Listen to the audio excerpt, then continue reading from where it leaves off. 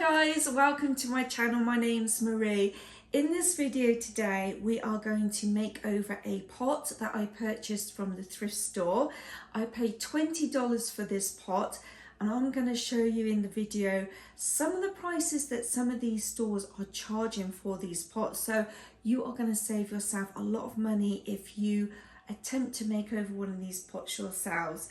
I'm going to show you what you need to be able to recreate this pot and also how to do this. So first of all, let me show you the pot that I purchased. This was $20 and this pot is roughly about 20 inches high and about 12 to 14 inches wide. So I paid $20, but let me show you some similar pots that they are charging in the stores. So I'm going to put up 3 pictures here that I kind of found were sort of similar of what the end result is going to look like.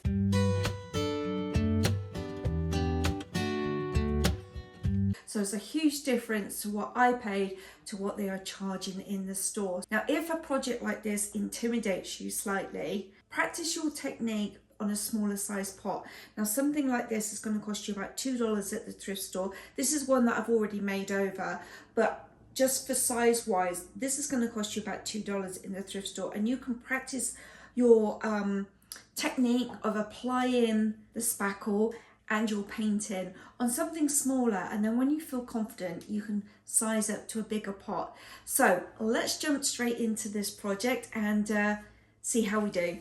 A glue gun, some foil, a tub of spackling, and the piece that you're going to work on. Now I picked this up from the thrift store. It was $20. First thing I'm going to do is give it a blooming good wash. The first thing that I want to do is create some interest on this pot, and I think I want to do a band around here. Now to keep my costs down, I bought this from the dollar store. I'm going to cut up some squares. And let's see if my idea works. Now I have a pot over here. Let me show you this one. This is a pot that I worked on, and all I did was I glued string around the edges of this pot. This was a glass pot. I think it was green glass. And I just glued bands of string on, and then I did a paint effect on, and it looks completely different from the before. And if I can find a picture of the before, I'll put that in for you.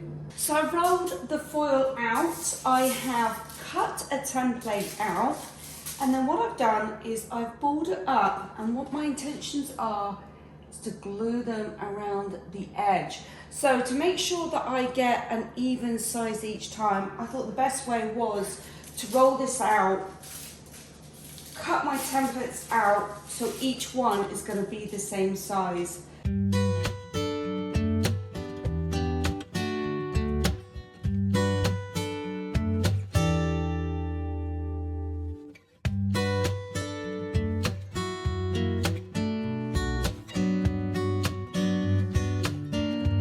The next thing I'm going to do is tape these on, just so I can get my spacing correct.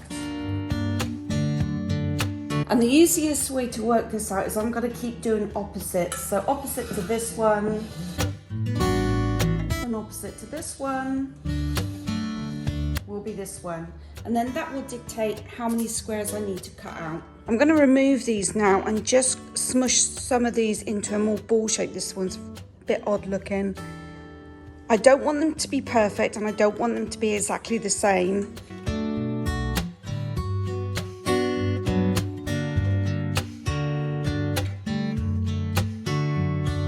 Okay, I am happy with all these sizes. Next, we're gonna hot glue these on.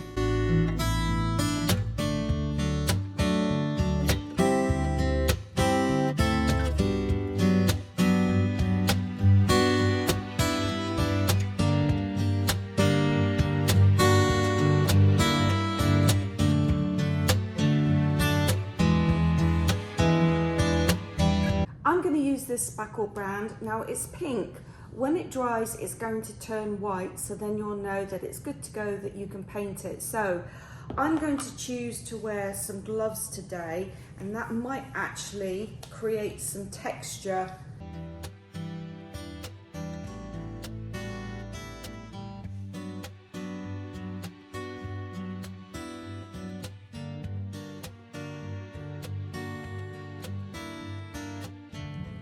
Actually, I might take my glove off.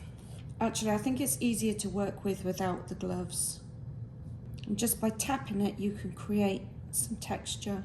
So after working with this for a while, I've decided to go with a different technique where I'm just putting a blob on and I'm now spreading out with the palm of my hand. This is creating a lot of texture.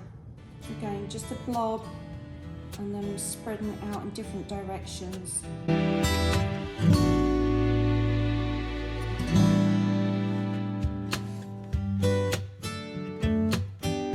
Okay, I've got to the point where I've covered where I want to cover. Now I am just going over and I'm patting down any ridges that I feel are just a bit too prominent. And it's easier to work this part when it's just this very light pink color. When it's still the dark pink, it's too gooey to try and pat down. It moves too much.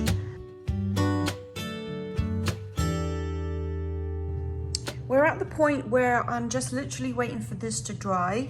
Once it dries, I'm going to do my final touch-up of brushing off any loose pieces that I don't like, and then we can start painting. Okay, this is pretty much dry now. It's not 100% dry, but I'm just going to go over and brush all the little loose debris off. You can see, just knock the powder off really. This is the first color that I'm going to give it. It is vintage white.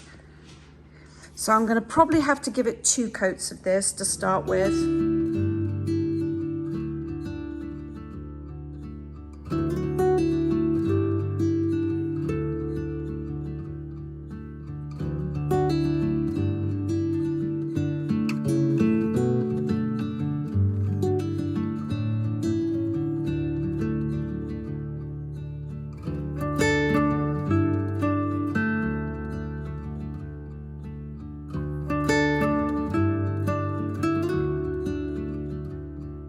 My kitchen towel is damp and I'm just taking this darker colour and I'm going over certain ridges that I want to pick up details on.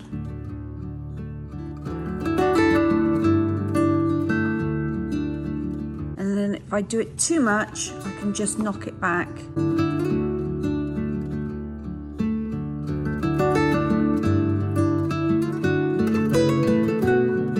So this is another pot that I had previously done, another makeover. So if I can find the before, I will show you the before to this one.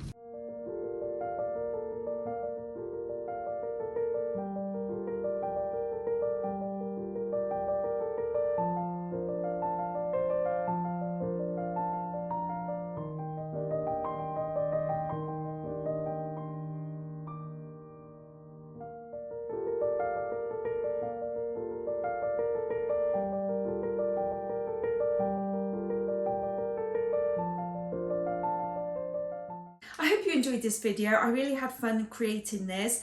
That's going to be my summer pot, and then in the winter time I'm going to revert back to that black and brown one. Let me know in the comment box if this is something you're going to try at home yourself. Thanks so much for watching and I'll see you soon. Bye!